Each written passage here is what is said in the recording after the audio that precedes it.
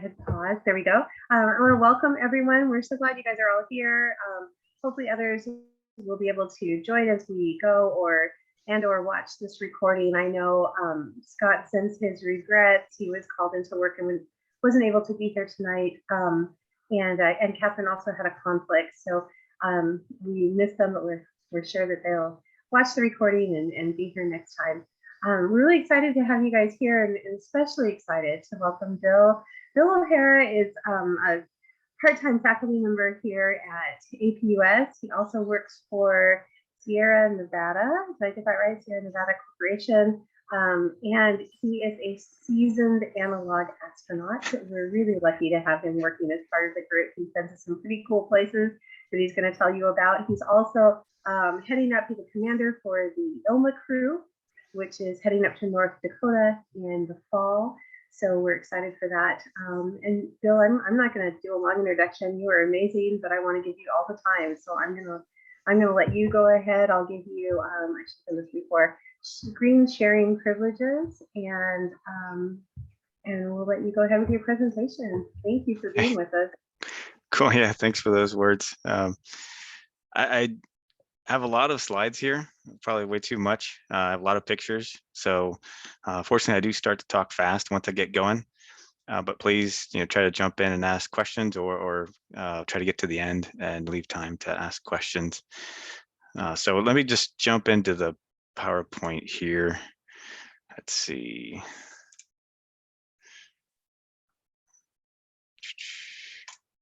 This looks like the right one. Share.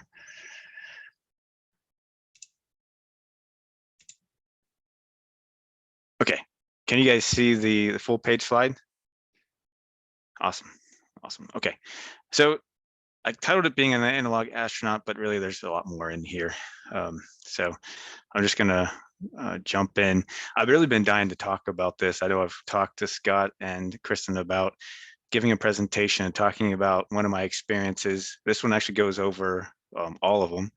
But I could have made a whole presentation on each one of them, and happy to take a deep dive into any one particularly in a future talk, if that's helpful, or do a series of them. It was kind of fun to go back and pull pictures and put this together. So it was exciting it was good for me to do. A little bit about me. Kristen mentioned I'm part-time faculty member. My history is in aerospace engineering and geophysics. Always had a dream of merging the two for exploration of Mars. I haven't got there yet, but maybe one day. From work experience, I spent most of my career at Johnson Space Center as a contractor. I was a flight controller, a crew instructor, and I focused as far as a specialty on life support systems for Orion, life support systems for space station. And right before I left, my role was in advanced life support system development for Mars missions. So all about keeping the crew alive and comfortable inside the spacecraft. Analog experience, I did do a bunch of Vomit Comet flights early on. I'm not going to really talk about those, although there was a lot of vomit involved. The analog missions I did, I will spend some time on each one of these. The Hera mission, the HMP mission, and the High Seas mission.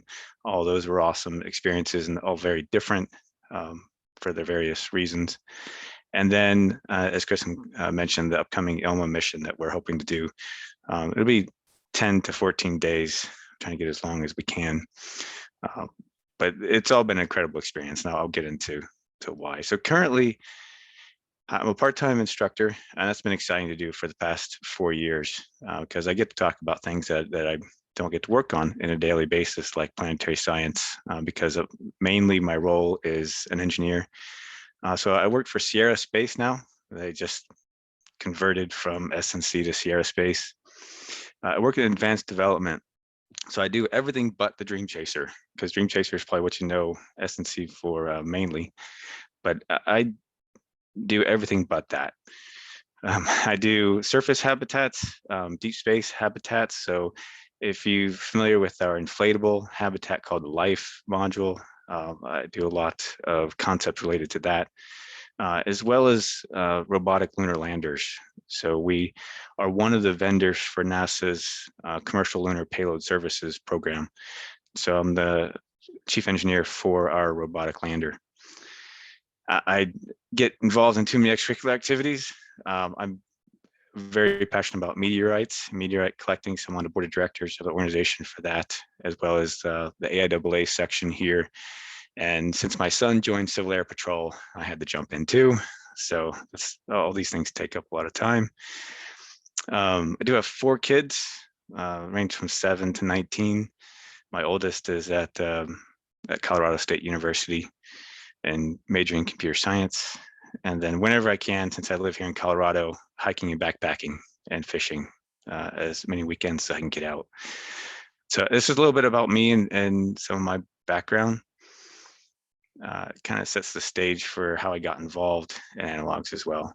So I want to talk about analogs. This slide, I wasn't quite sure where to put it, but it's a good one to keep in mind when I get into the 3 different analogs that I was involved in. Each one has a different purpose and goal. Sometimes the habitat itself is the analog. Sometimes the surrounding landscape is the analog. And so I've been involved in both varieties. They also have varying fidelity and how they emulate a space mission. You know, are you eating the same food that the astronauts would eat? Are you using the same type of bathroom? Are you sleeping in the same kind of facility or surrounding that they would sleep in? How are the ConOps managed? Can vary. Do you have a strict timeline that you have to execute, like a station crew member has to execute, or are you just kind of doing your own thing and doing some research from day to day and kind of choose your own adventure? And there's also a different approach to research, and you can either be the subject of research, you're the guinea pig, or you bring your own research to do. And I've done both of those and can talk about the differences there. And operation and management. Are you emulating a mission control in a way that a station or a deep space crew member would have that singular line of communication? And how much training did you get and what type of training? You know, I varied between 0 training and 25 hours of training prior to a mission, which can really change your mindset when you get into an analog when you start. And I kind of have a takeaway near the end that speaks to that. So the 3 missions I've been on, I'll go over each one. So the first one, HERA, the Human Exploration Research Analog, is at Johnson Space Center. I was a flight controller at the time for Space Station. It sounded like a neat way of kind of flipping the picture and getting a perspective of the astronaut. So my management was supportive of that. So let me get involved in this analog. The HERA habitat is the old desert rats. If you've heard of desert rats, it sat out in the desert. They dragged it back into building 220 at JSC, cleaned it up, added some features to it, and renamed it HERA. And so you have really 3 modules, an airlock module. I'll go to the picture on the far left. Airlock module is on one end. You've got a core module, kind of a 2.5-story core module in the middle, and then a large hygiene module on the right. The core module is the most interesting part of it. To me, that's the most analogous to a real habitat. On the first level, and on the center picture here, is the work level. We had a MOWS was a medical operations center.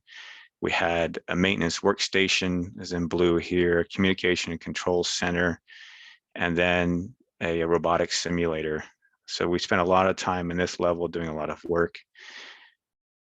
And then you went up 1 level from there through a central corridor, and that's actually what this picture here is, going from the lower level up to the upper level.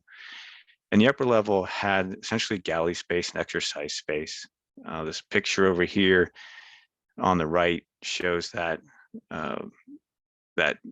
galley space. And I'm not sure if, let me see if that's covering up. Let me move that. So that's the kind of galley space. One of my crew members over there is preparing a meal, rehydrating a meal. And we had a galley table here with computer monitors so we could watch movies if we wanted to. And then the 1/2 story is up above. You can see it in the bottom right corner here with crew quarters. And that's this picture here is my crew quarters. It's a big enough space you could sit Indian style in it, but you can't stand to really get on your knees within it. But it was plenty of room and had enough insulation to be quiet at night. So I actually found it quite comfortable, even though it looks like a padded cell. So that's kind of the overview of the habitat. The mission we had, I was involved in one of the earliest missions in Hera. It was only the third crew to stay there. So it was really just shaking out the habitat and testing things out. So it was only a 7-day mission. It was enough to get me hooked on analogs, but it was only a 7-day mission. We had about 25 hours of training beforehand. So the crew actually got to spend time together for a bunch of classes to talk about the habitat systems, the experiments we were going to be doing, and their hardware involved in them, as well as pre-mission baseline data gathering. So we took a lot of surveys, a lot of computer testing to gather some baseline data. In this mission, I was the guinea pig, and the whole crew are the test subjects. We were being analyzed for our reaction. We did sleep deprivation study. We did kind of test your temperament when they give you bad procedures and see how you react. So it was really you being the guinea pig. There's cameras everywhere in here. I'll show you one picture that you'd be standing near a camera and suddenly it would pivot to look straight at your face, and you just kind of had to ignore it. So like I said, it was a 7-day mission. It was divided up into sections where we were emulating a transit out to the asteroid, time at the asteroid, and then some of the return trip with a comm delay. So we practiced like a 20-minute comm delay scenario. So a lot packed into 1 week. This bottom right corner is a snapshot of our timeline. So it was really ran station-like with a well-defined packed timeline. It was a tiring day. From the time you woke up, everything was predefined until after dinner time, until you had some downtime. So from my takeaway from that week, this analog is very well organized. It was really great in that fashion. High fidelity simulation from use of the timeline, use of procedures that were provided. The habitat functioned flawlessly. They're now doing, I think, 45 and 60-day missions in this habitat, and have been for quite a while. The isolation was very well managed. We had no cell phones. We couldn't bring anything with us. We didn't do email. All communication was through MCC. The only thing, since we were inside of a high bay building, there were some occasional errant noises. You could hear a thunderstorm passing over the building. Every once in a while, if something got dropped in the high bay, you heard it. So it's kind of called it the aliens outside the habitat that you might hear. Other than that, the isolation was really well done. The only main departure from an analog habitat was that hygiene module. That was a gigantic walk-in bathroom. And so it wasn't that tight. If you've seen like the bathroom on station, it wasn't that tight, complicated quarters that you would have there. It was a nice big walk-in bathroom. So it was a significant departure from that aspect. We also didn't have to interface with ECLIS or thermal systems. So it wasn't so much of that maintenance interaction activity that the crew on station has almost on a daily basis. So that was kind of unfortunate.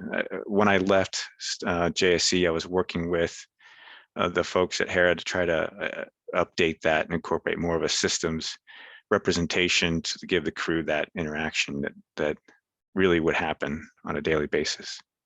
So anyway, great experience from my perspective as a crew member. I learned a lot. I didn't have to bring any research, so that was helpful. I just brought myself and jumped into it. It was one interesting factor of this one is the roles were randomly chosen. So our commander was randomly chosen amongst the 4 of us, and it was interesting because he was the one. It turns out that our commander was the one person of the 4 of us that didn't even work in the space industry. He was a athletic director. So in the end, though, he did really well because since he was a director, he had that leadership kind of experience. And I thought he did really well, even though he didn't know anything about habitats or going to an asteroid. So that's Hera in a nutshell. I could spend a whole presentation on Hera. HMP, totally different, totally different. So the Hot Mars Project Research Station is on Devon Island in the Canadian Arctic. Takes a pretty long trip to get there, about 6 flights, hopping from island to island to get out there. It's operated by the Mars Institute, which is part of the SETI. He's not looking for extraterrestrial life, though. I think it's just a vehicle for him to operate, the Mars Institute and HMP. They do get NASA funding, so we can claim it's NASA funded. It's located on the edge of the Houghton crater, a really ancient crater. You can look it up on Google Maps. It's pretty cool. You're right on the lip of it. So the terrain there, having the crater there and the terrain, you can see in that picture in the bottom right, it's devoid of almost any plant life and any animal life whatsoever. So it's a really good Mars landscape analog. And in fact, there's even areas within the crater. The crater has dug up so much deep bedrock that inside the crater actually looks like the moon. So you kind of can get both features there. The habitat's what I call a hub and spoke design. You can see there in the corner, or in the corner picture. The core is a frame structure, a wood and plywood frame structure that was built, and then the spoke modules are all metal frame tents. The temperature here is about 32 degrees all the time. In the summer, of course, in the Arctic, it's sunlight all the time. The sun never set. So always about 32 degrees and always sunlit.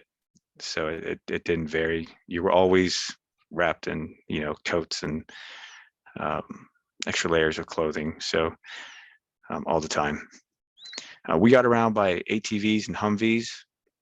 And it was really interesting to use that as an analog for how crew might get around on Mars or the moon, because it was really need that mobility in regions like this.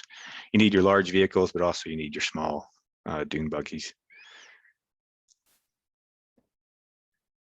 Interesting slide here. So Devon Island is actually looks so much like Mars that there's some articles out here where conspiracy theorists, accuse NASA of filming, Mars rover missions on Devon Island because it looks so much like Mars. So there's some cool snapshots in here of some of the conspiracy theorist articles.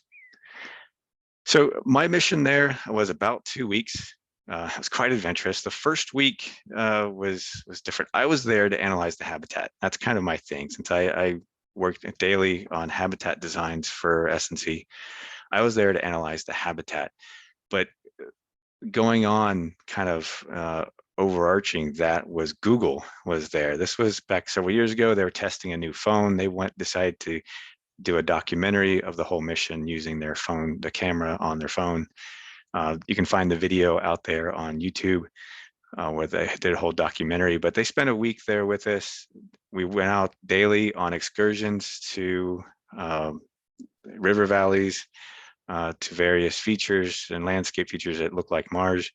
And they filmed it all and filmed us going there, and they filmed interviews with us. So that was kind of interesting. All the while I'm doing my thing, analyzing the habitat and its design, but still having the Google interaction was pretty cool. Some of the pictures here are actually of the second part of my mission. This was the part of it I was second most interested in too. We were planned to do an overland excursion. So think of this as a crew on Mars. They're living in a habitat, but there's a scientific point of interest. It's several days drive away. So they're going to get in their pressurized rover. They're going to head out several days away, sleep in that rover, do some EVAs out of it, and come back to their habitat. So we were emulating that by doing a 100-kilometer overland excursion. You can see the Humvee we're living out of in this bottom center picture, out kind of this devoid landscape of no plant life or animal life whatsoever. The problem we had, I think it's actually on the next slide, but kind of put it in there now because I put in this picture here on the bottom right. Really global warming. The island is a lot warmer than it has been in years past. So the permafrost layer is melting. So our Humvee was continually getting stuck in the mud. We actually ended up partway through this excursion not being able to make it any further. We had to call in a rescue airplane that landed on the bank of a river and pulled us out. So it was quite an experience from that perspective. Every year we have plans of going back and repeating the excursion, trying it again with a different type of vehicle that can withstand the soft ground. The past last year and this year were interrupted by COVID. They haven't been able to go back. So our Humvee is sitting out there in the middle of nowhere since 2018, and it's still sitting there. We just hope that the polar bears haven't destroyed anything too much. Turns out polar bears really love the cushioned seats on four-wheelers. So our four-wheelers are sitting out there. They're wrapped up in tarps and hopefully not destroyed either. This upper right picture I think is really cool. So this is a track where we visited this valley network here, and it looks just like Mars. It really does. You can take a satellite picture of Mars and find that exact type of feature. So it really was Mars-like. A few kind of cool side-by-side pictures here. This is Mars. This is Devon Island. I kind of like flip between the two. A little bit of coloration difference, but very similar, except for you can see a lot of water and some snow involved on Devon Island right now. It used to be really dusty. Over the 20 years it's been operated, years past, they swear by it that it was really dry and dusty and much more Mars-like than even I got to see it. So inside the crater is actually gray breccia rock that was created by the impact of the asteroid. So this is actual pictures from inside the crater, devoid of plant life. You can see the gray train. I went in and took out the blue sky, added black, and then now it really looks like the moon. So I thought that was really neat. You can do Mars analog and lunar analog on Devon Island. So my takeaways from HMP, it was obviously an awesome experience. It's isolated, it's remote, and it's barren. And the other thing that's really cool about Devon Island is real danger. You don't get that in some of these other analogs. That danger factor, even astronauts, when you talk to them about analogs, that's what they point to. Say, hey, that's nice, but you're not in any real danger. You know, your actions don't have ultimate consequences. Devon Island is different. You are far remote. There's medical facilities on Resolute Bay, but it's a plane ride a few hours away. So if you get hurt, you're in real trouble here. The terrain is the real analog, not the habitat so much, is what I found here. People that go there do research are really looking for the remote Mars-like and lunar-like terrain. The overland excursions, we had our problems, hoping to go back and repeat that, because I think that was a very value-added scenario to go through. We were planned to use degraded resolution satellite photos, just like you would have of Mars. Also, we're not planning to use GPS because you don't have that on Moon or Mars either. So we were really planning on doing a really good emulation of an overland excursion. The habitat and really the mission was very different from Hera. We didn't have a timeline. We just had a generic kind of goals to accomplish each day, and we didn't have procedures either. That's just not the way they operate. They don't constrain things that tightly. If you're there to do research, you bring your own procedures for your research. And the habitat itself has really evolved over time to meet changing needs of various researchers that have come and gone. So the functional spaces are really mixed across the various modules. But again, the habitat is not the really true analog here. It's really the terrain. Okay, high seas, jumping to the other side of the planet. This was my most recent mission earlier this year. This is a picture of me with the Mauna Loa volcano in the background and the habitats here in the right. So the The habitat is really well designed for the most part. The picture on the upper right here is of the website that's used once you're on the intranet.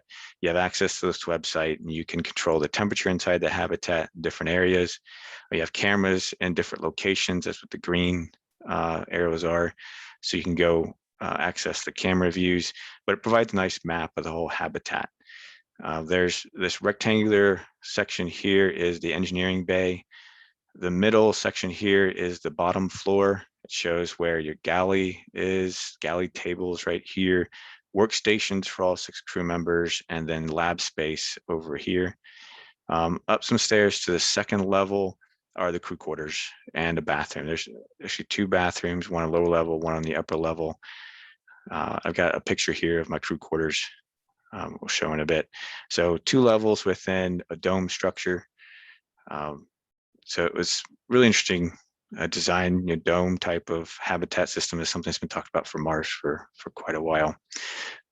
As far as subsystems, it has a really high fidelity solar power system. We lived off that solar array, and when it was cloudy or foggy, we didn't have enough power. We had to shut things off. There was days I had to shut off my computer.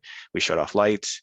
We put on coats and turned off the air conditioning system and got cold, or the heaters. So we lived off of that solar array and had some tight days as a result, but that added to the fidelity of it, because that's real. We called the foggy days, dust storms, was that emulation. So some pictures of the habitat, upper left here, at a kitchen, essentially, and galley table. The lower left is engineering. It actually housed not only like a workshop area in the back, but also the EVA suits and backpacks. In the middle here is the workstations, kind of in this large atrium open space. We each had our own computer and computer desk.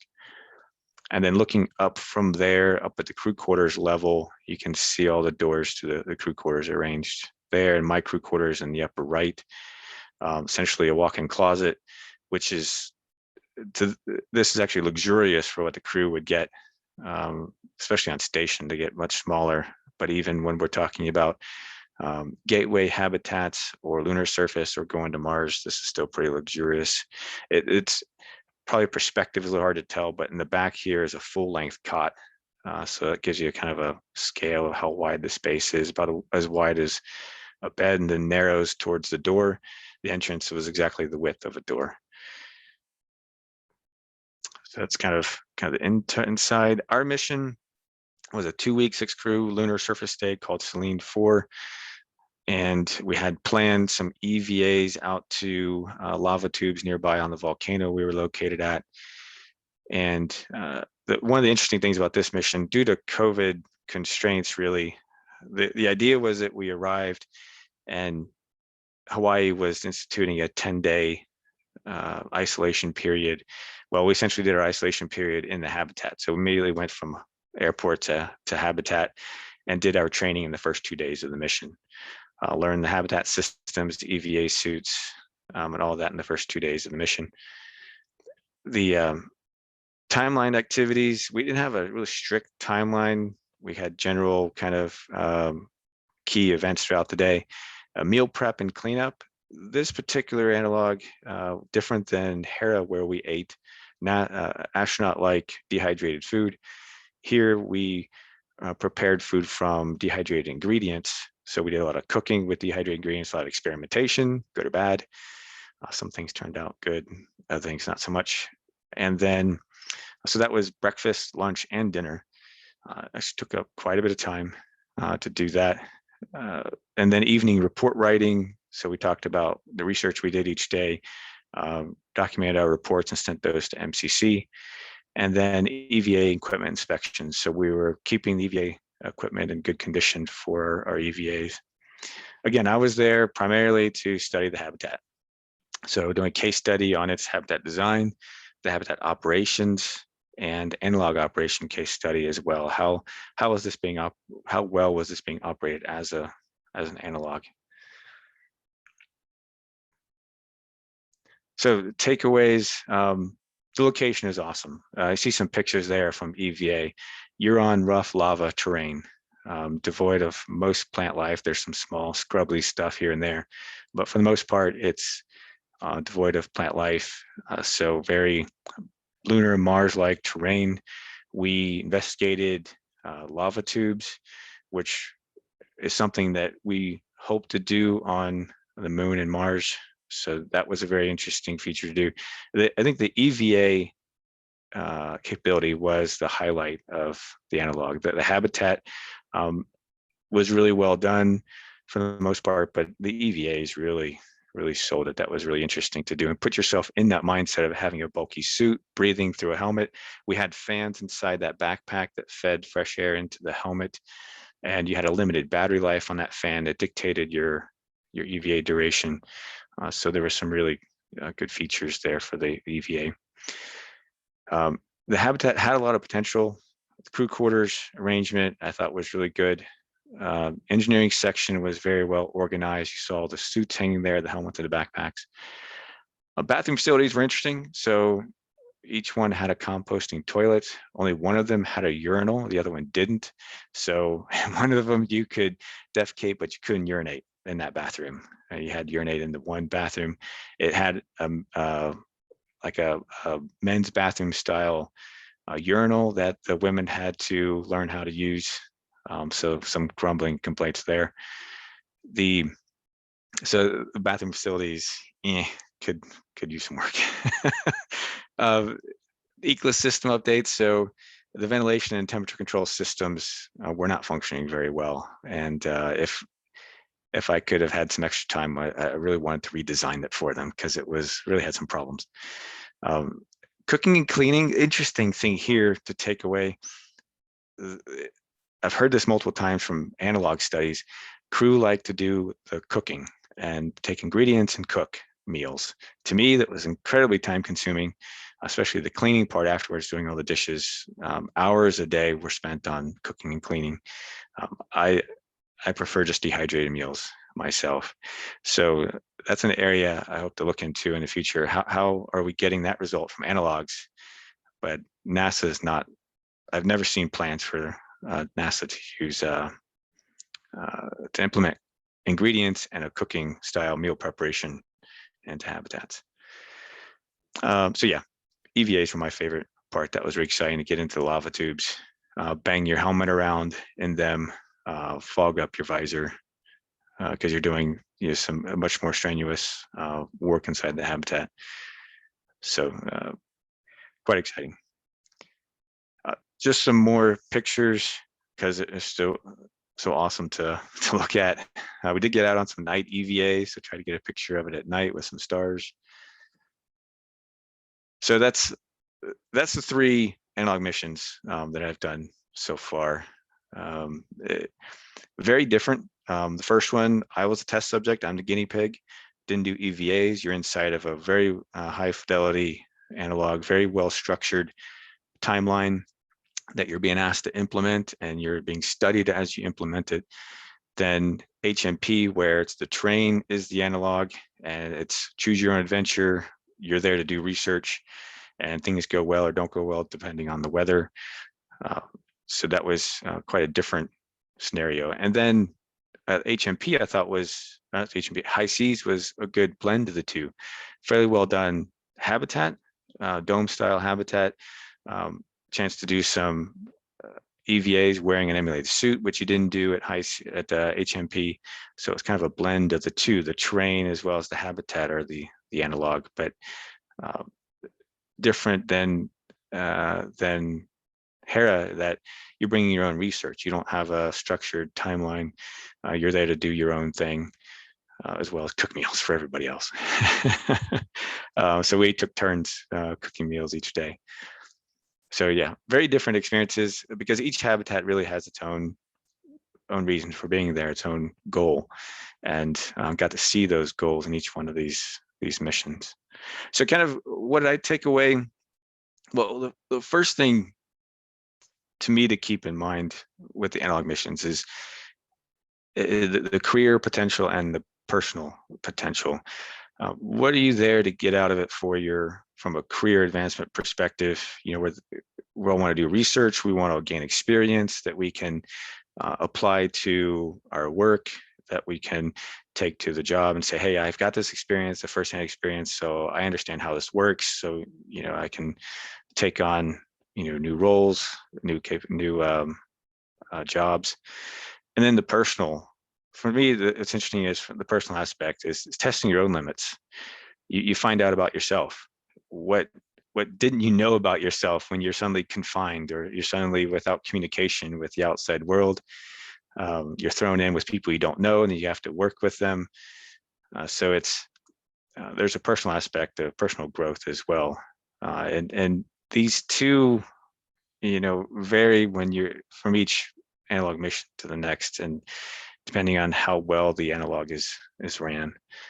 But try to make a balance. Get both out of every mission you do. So what's it like being an analog crew member? This was an interesting question. I didn't know how to answer this one. What's it like? Well, you know, for the first part, you get a chance to play act as an astronaut. How cool is that? And I think that's what everybody here is excited to do. You get to be an astronaut for a while. Not only are you an astronaut, but you're probably on the coolest mission that an astronaut would ever hope to do. Either it's moon or it's Mars. You're doing something even astronauts would dream to be able to do. You're not just, you know, not to belittle it, but a shuttle mission where you went up into Leo and you circled the Earth a bunch of times and you landed is really cool, but it's not going to Mars or the moon. So you're doing something even astronauts would dream to do. So what does that mean? Well, to me, it's you got to treat it with the importance and dignity that it as if it were the real thing. You know, you are honored to be selected, to be able to go. You realize you are especially qualified to be there. So that kind of bolsters your morale. And you also need to maintain a professional respect for everyone in MCC, because if this were the real deal, you're on TV and everything you do is being recorded, analyzed, and broadcasted. And you want to maintain that professional approach. Yes, you're living with people, and your actions are really not being broadcasted because it's a simulation, but you need to put yourself in the mindset that it's the real thing. You're living a simulation, and these analog habitats, I've even been warned about ILMA. There's a lot of missions, a lot of turnover occurring in all of these, and they're being built on very limited budgets. So don't expect a clean, sleek, you know, sexy, cool spaceship. This is oftentimes just plywood and plastic. And so, and oftentimes beat up because it's being used for repeated missions. So don't let that detract from the experience, though. Kind of in your mind, just subtract those things out. Imagine what it would really be like in a spacecraft. And to be honest, you may even feel silly when you start. You know, you walk in off the street, you're put in the habitat, and something like a switch, you're supposed to be in a space mission, which is, you know, kind of hard to turn your brain into that. So in the beginning, you might actually feel kind of silly in starting. You're trying to play acting. We haven't done that since we were kids, right? So that lasts for just a little while. As long as everybody on the mission takes it seriously and everybody maintains a simulation, I'll talk about that in a moment, then you get immersed into it and you become the mission, you become the crew, and you start executing the timeline. So there may be some transition funnies there, is the point. And if you're in analog where you're being observed and tested, acknowledge it. Try not to think about it. Maybe easier said than done. But on Hera specifically, if we weren't in the bathroom and if we weren't in the our crew quarters, we were being analyzed and watched. Cameras were constantly rotating and gimbaling around to look at you, and you were what's the movie Truman Show? Yeah, you were Truman, constantly being watched with all kinds of cameras. Just had to try to ignore that one and not get self-conscious about it, or else that would drive you crazy. Discomfort, isolation, and newness. This is, to me, you kind of had to not take the discomfort that you might experience, that isolation, too personally. Kind of be objective to it and separate yourself from and think about, well, this is what a crew would on a mission to Mars would be like. So it's interesting, the feelings that I'm having as effective isolation, or because I'm sleeping in cramped quarters, are all part of the experience, and kind of maybe separate yourself from that and think of yourself as a test subject and just find it interesting, the effects that it's having on you. And things can be funny. There's one thing to keep in mind is that everybody is going through this. You're not isolated as part of the crew. Everybody's going through it. So acknowledge it, keep it open and lighthearted, and joke about it, like the urinal in the high seas. We made jokes about the fact that the only way to urinate was in a urinal. So everyone's going through that.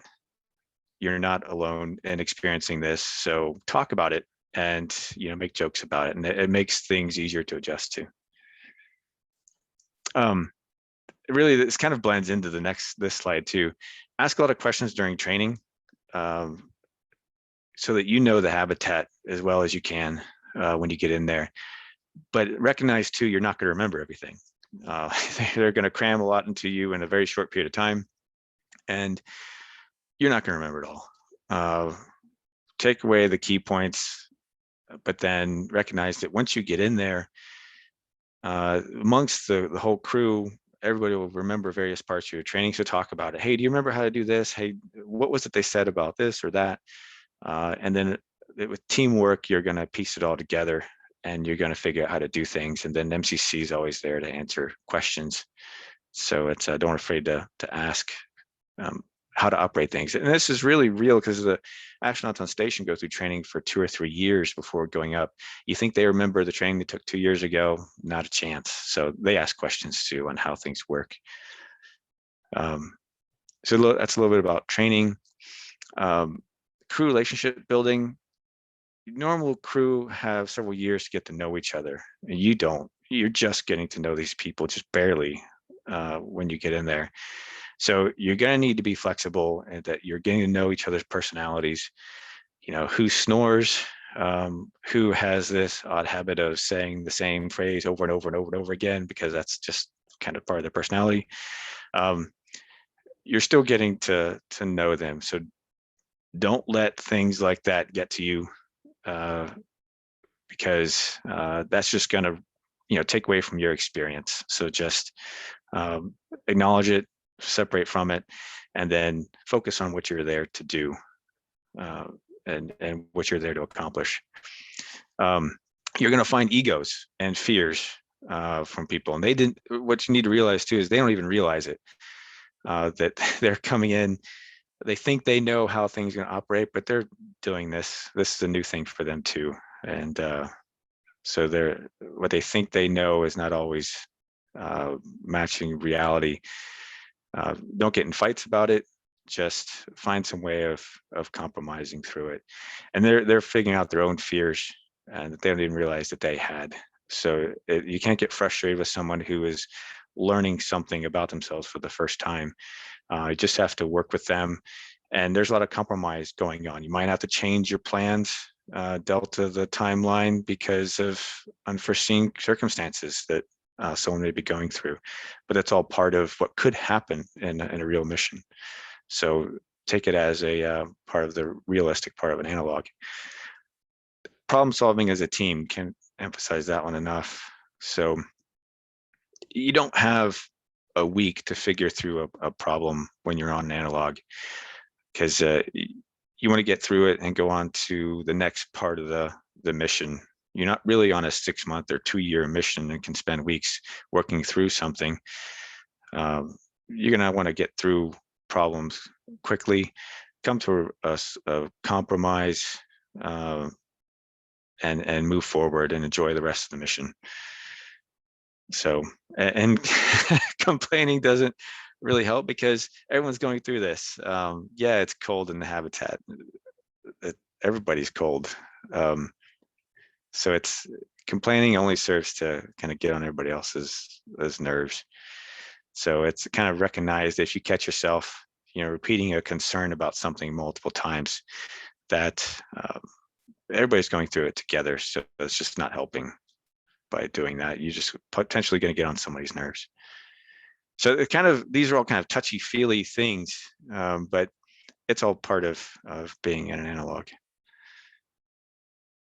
Maintaining the simulation. This is really important. If you got a timeline and you got a mission to perform in an analog, if you have somebody that's just goofing off and they're talking about their next vacation or what they're going to go do the next week after the simulation is over, or if you have email capability and someone is just constantly emailing and exchanging information and talking with family about future plans, or you're not keeping focused on the mission. And when you start breaking this sim, meaning that you're no longer keeping yourself in the mindset of the simulated mission, you're going to end up really detracting from the whole overall purpose. You're there to learn the experience of going through a space mission. So you got to keep your mind in that mindset. And if you have a crew member that's really, they're there to have fun, they're there to get cool pictures out on social media, getting the mission experience isn't really a goal for them, and they're detracting from your ability to keep focused on the mission. That's something to bring up to the commander and talk about, because it's not what you're there for. You're there to simulate a mission, and the team needs to stay focused on that goal. So a lot of bullets here, but you think about, put yourself in that mindset of the crew member. What should you be doing? What concerns should you have if you're the crew member in this situation on this mission, doing the activities that you're doing? And go through that mental thought process of, even if the fidelity of the hardware is not there, the fidelity of the habitat's not there, what would it be like? What would be your concerns in that situation? And that will help immerse you into the moment and get the most out of the experience that you can. So a lot of words, but that's essentially what I'm trying to say. So I probably talked way too long. Every habitat is different. I acknowledge that one. And it may or may not be high fidelity. It may or may not look like a cool spacecraft.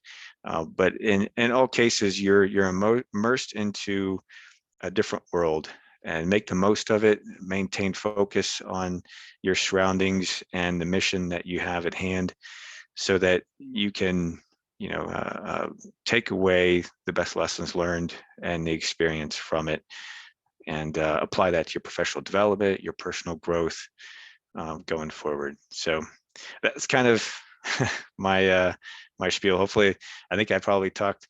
Hopefully that wasn't too lectury, but I've seen crew members that try to stay focused and others that don't. And it's important to maintain the sim so that everyone gets the most benefit from the experience. So there you go, Kristen. Awesome. Thank you so much, Bill. That was fascinating. The pictures were super fun to see, Yeah.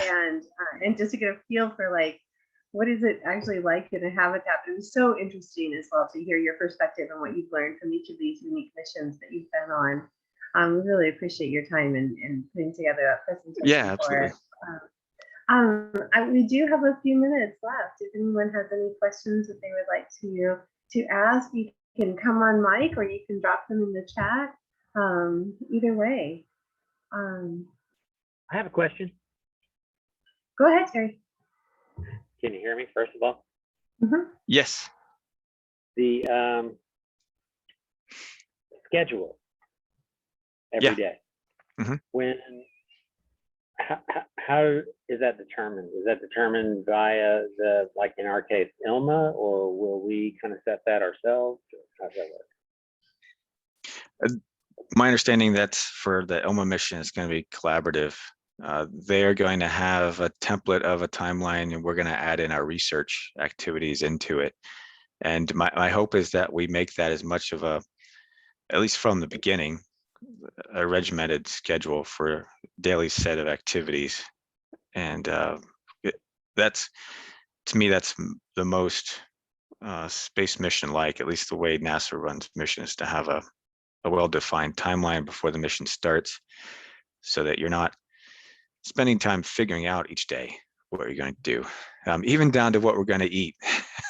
Yeah, and that brings up kind of, not that we're going to grow what we eat, but Yeah. Are you going to be able to kind of put multiple hats on? And in my case, I'm pretty sure I'm going to need some help with respect to the, you know, the operation of the hydroponic system, Mhm. and the closed loop water system, the closed loop system, whatever that is, which I don't know a lot about, and I'm trying to get a lot of detail on, and I'm not. And semi searching for it, I'm just not getting. I thought I'd get something from the University of Hawaii and those guys when they were there, since they actually developed that that closed loop system. But I was kind of curious if that's kind of, is that your role, is kind of multiple hats and kind of help us through all those little things like that? Well, I think, are you concerned about being able to use the hydroponic system from being able to accomplish research, or just Yes, and that part? because we've got tomatoes. We're, and Dr. Miller, you probably you don't know this, but we're also, looks like Cyanotech are going to give us a vial of their spirulina, which it comes in a substrate, and that substrate will be able to hopefully propagate something out of that.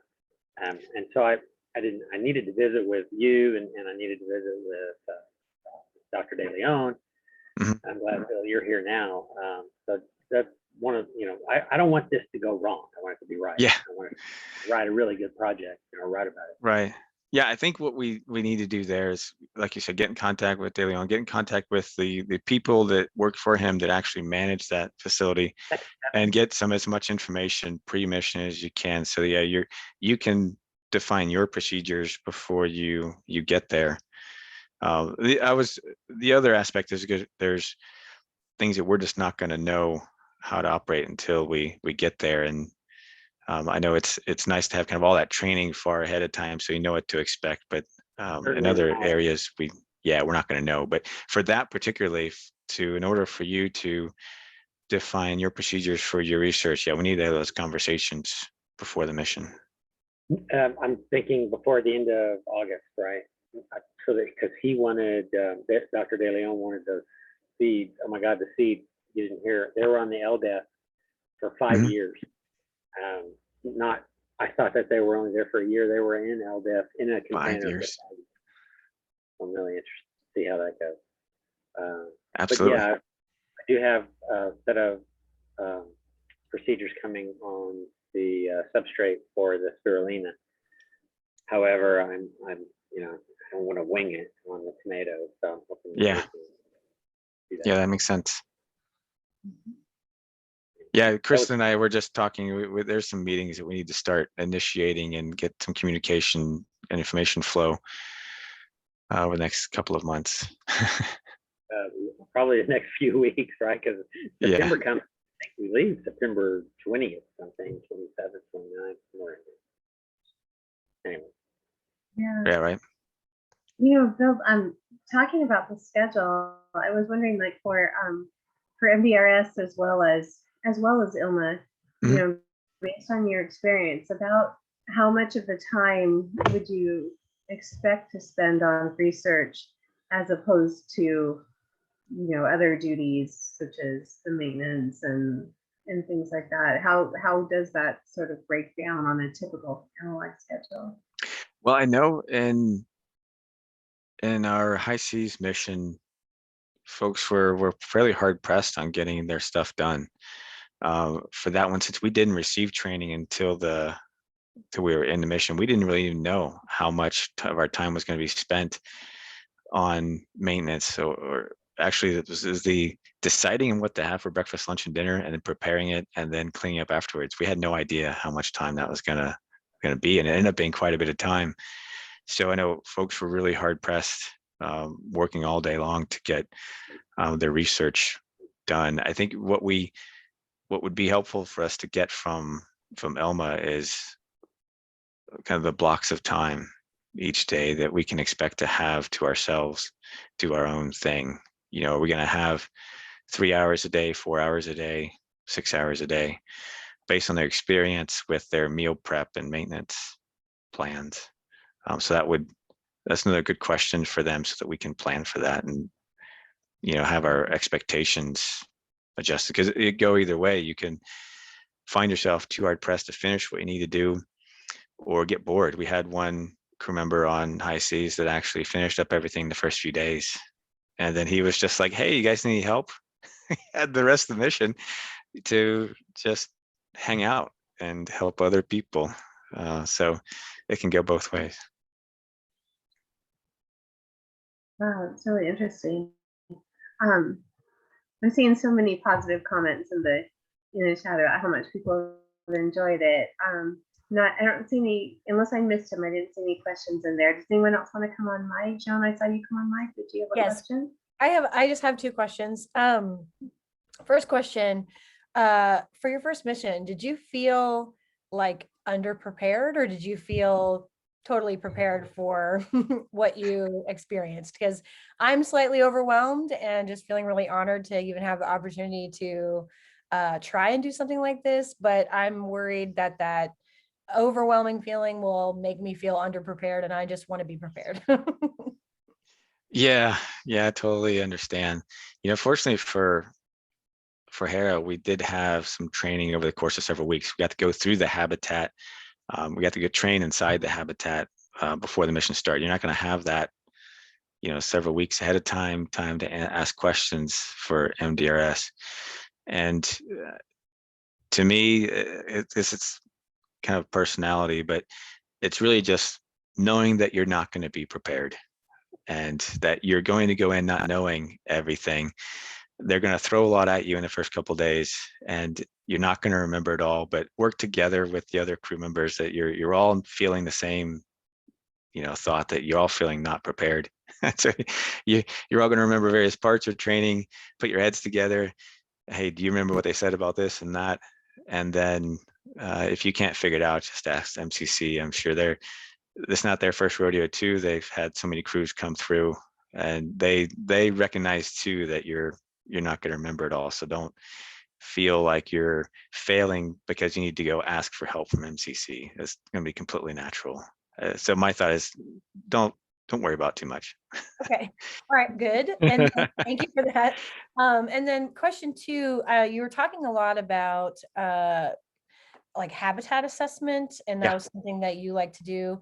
Do you think it would be worthwhile to, as part of a research proposal, to talk about assessing the stress factor of all the ways that the things function inside MDRS, or like in an analog place, just, if things could be simplified for less frustration from the crew, things like that. I'm kind of coming at this where I have biology background, so I'm going to be hanging out in the green hab, but my professional area is biopsychology and mental health. So I would like to do some stuff like that. I just don't know if that's something that would be interesting for a mission like this, to assess the habitat in that way. To me, it is. From a professional perspective, I'm very interested in habitat design and layout. We actually reorganized the high seas habitat some when we were there. Another crew member and I thought that things were not well distributed, and so we reorganized it and tried it out for a few days. And what was interesting is our commander was the director for high seas, and she didn't like what we were doing. She was used to having it one way, and it was arranged by her, so she wasn't that excited about it. But we thought that another configuration worked better, partly from like the window. There was really one main window. There's two windows, but really only one that you can really look out of. And that window had a exercise equipment in front of it, so you couldn't really crowd around the window and look out and just gaze. Someone thought that if you're on an exercise bike, you want to be able to look out the window when you're on an exercise bike. which is true, but that happens for maybe a half an hour out of the day, and the rest of the time that equipment's in the way. So we moved it to another location so that folks could come by the window and just spend time looking out at the landscape in a much easier group fashion. To us, that was a better psychological feel than riding a bike for half an hour in front of the window. So I think, to me, that it's very interesting.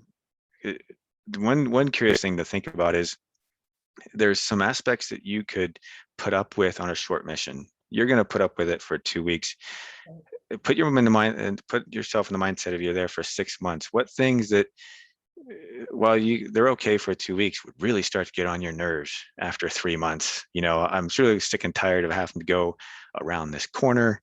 I keep running into people when I go through here. You know, this is a traffic jam spot. There's only enough room for one person to go through. I keep on having to wait for someone else to pass through before I can go, and they move too slow. So that's not a good design from a traffic flow perspective. To me, though, those are really interesting factors to take into account, so that if you're in a position where you're asked to design a habitat, you can come at it from real experience. Oh, thank you for that. Yeah, I mean, the more I think about it, the more I realize it's the little frustrations just in life anyway that make things harder. So I would assume it would be that way inside habitats and then for astronauts. Yeah, so absolutely. You know, I liken it a lot to buying a house. You know, it seems like there's no perfect house. It's like, why can't someone just design the perfect house? You know, every house has its weird, features about it that you're like, why did they do it that way? Habitats are the same way.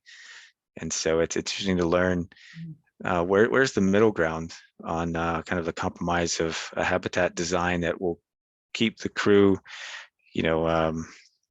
efficient, what they need to do mentally, and healthy, right amount of lighting and not too little lighting, not too much lighting. They talk about colors. Is it all white inside? You feel like you're living in a hospital, or are there some? The ambiance is a real thing, right. That is sometimes not factored in by the engineers who are designing it, because engineers don't think in that fashion. So yeah, to me, that's an interesting thing to evaluate for every analog and come away with in your mind what worked and didn't work, and what would you change and improve, and why. That's part of, to me, it's part of the experience and what you can take back and talk intelligently about habitat design. Awesome. Thank you so much for that. I really appreciate it. Yeah, it's awesome. Yeah, great questions. Did anyone else have a question? We're a few minutes over, but go ahead, Sarah. Did you want to come on mic? Hi, raise my hand. I have a question. Yeah. It's actually on behalf of one of the other crew members who couldn't come, but about the habitat. You kind of talked about habitat design. They were thinking about doing a research proposal specifically for the habitat. And if you had any, insight on the best way to kind of like structure what that proposal should say or look like or be constructed, being that we've never been in it and the most information we have is looking at a diagram on a website. Yeah, and actually that's what I'm doing for ILMA, because that's what I've done for the previous missions. Is really, I call it a case study of that habitat design. How well does it emulate a true either surface or zero-G habitat, and what are the features that worked well for the crew, and what were the features that don't. What I've done is I've created essentially a questionnaire, because I'm not going to remember everything ahead of time. So I create a template on each of the functional spaces, and happy to get offline and talk more about it. By functional space, it's the food preparation area, it's the sleeping quarters, it's the bathroom facilities, the science facilities, each of these functional areas, and create a list of questions about it. Was there enough space for you to do your activity? Was there enough lighting? How was the temperature? Did you have things in well enough reach, or did you have to constantly be moving all over the place to get what you need? There's a list of questions that you could put together to evaluate that functional space. And I spent my time just going from location to location within the entire habitat and filling out my questionnaire, taking measurements, drawing maps and pictures, and taking notes about if I were an astronaut in this space and I was trying to do my job, how well did it support that that effort, or how well didn't it support that effort because of its design? And so that's, I take all of that data and compile a report for SNC, since we're, in various studies in support of NASA's future missions to the moon, we design habitats. So to me, it was good to take back of my designers are always asking about, is this enough space? Is this good layout for the science volume or not? So I try to extract what I learned from the analog missions and say, well, when I was in high seas, it was like this and that didn't work well. Or when I was in Hera, this worked well and this didn't. So I can kind of give him some guidance on how to design that type of functional space. Sorry, hopefully I hope that hit the question, and I can get offline more and talk about that. I'm excited that someone's going to do that or thinking about doing it, because if I was doing MDRS, that's what I would do. There's an interesting factor here too. You're doing a surface mission, which is great because you're in 1G. You're going to be in a gravity field on Mars. What's harder to do is a space analog, and you have to put yourself in microgravity. And how will this volume work in microgravity? It's a much harder question to ask and evaluate than if you're doing a surface mission. Bill, Yeah. I had a quick question. So in your experience, did you guys ever spend like a night away from the habitat in sort of like a satellite or remote habitat, just simulating coming back to base camp? Or yeah. Well, we were attempting that on the overland excursion for HMP. We're going to come back to the habitat, but it was that type of thing. We were actually sleeping inside, 5 people inside the Humvee, and then during the day we'd split up with Humvee drivers and four-wheelers, but at night we all stayed inside the Humvee. And that's actually an interesting story. We were supposed to make our way across the island through really unexplored terrain, which was the exciting part of it. No one's actually crossed that part of the island. We were going to arrive down at the coast of the Arctic Sea, be picked up by a boat and taken back to Resolute Bay, but we ran into too much soft ground and couldn't make it. But yeah, that was our attempt. And I'm actually working on our proposal to return to HMP and do exactly what you're talking about with portable inflatable habitat, kind of extending that product line that SNC has with the inflatable habitat. So it would be that where, it's the Martian, right? Where he has an inflatable that he added on to his rover. Yeah. This would be kind of a pop-up tent that you could sleep in and then stow it back away, and do that kind of camp along your route to your destination. Copy. Yeah. So I'm a logistics guy. So Yeah. I'm looking at it from a sustainment perspective. I was recently reading about Amundsen and their journey to the South Pole. Yeah. And how they succeeded by leaving caches along the way. Right. So maybe I don't know how to simulate something like that, leaving caches. Maybe even implementing drones to fly out supplies to you from that solar powered cache or something. So okay. Yeah, that actually on Devon Island, to support that overland excursion, there was a cache that we were supposed to meet up with. They had landed a plane sometime before and dropped off some drums of fuel because the Humvee and the four-wheelers needed gas. And so they had dropped off some in barrels at a site that we were supposed to reach and refill up our gas cans from it. We didn't get that far, but they did think that far ahead and to have that material there for us. But yeah, absolutely.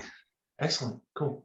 Thank you. Logistics, that's a really good one to kind of look at for an analog too, of what is included in the analog.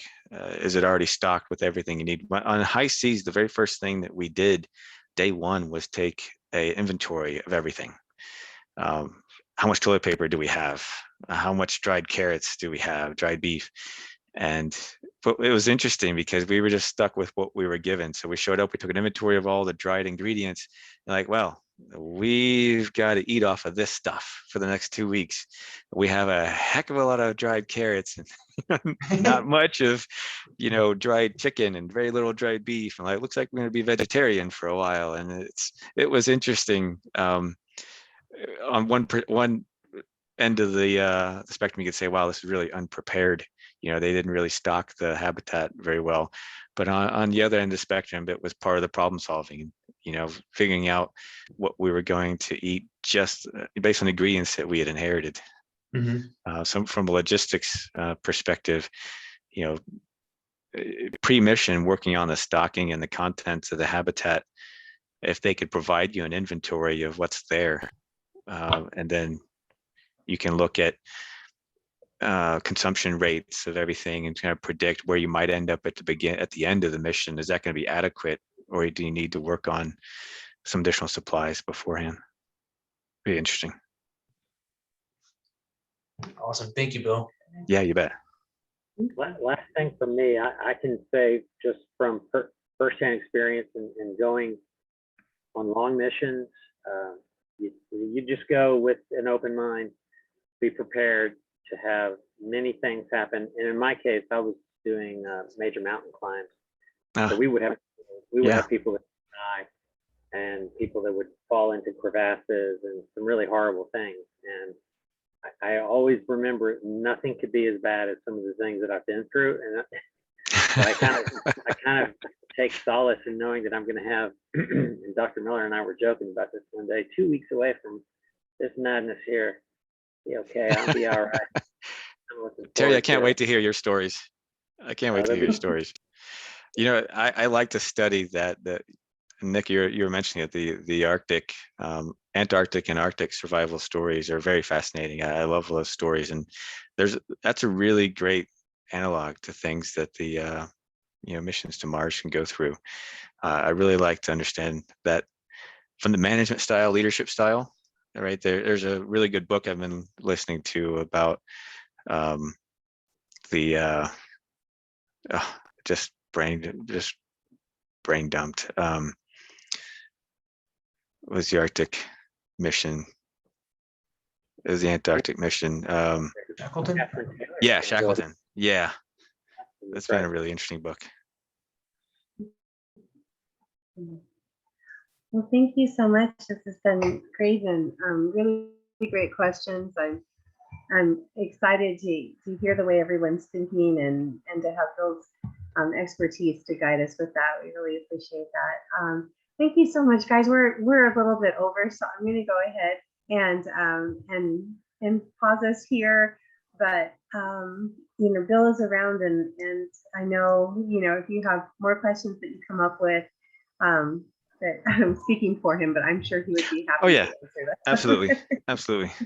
You can't. I know him well enough to know that he would be. It's harder to make me stop talking than it is to get me started.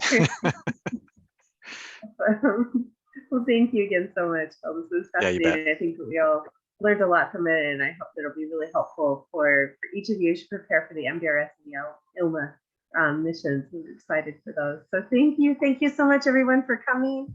We'll make this recording available, and we appreciate you guys being here, and hello to everyone watching the recording. So thanks, everyone. Have a great night. Have a good one.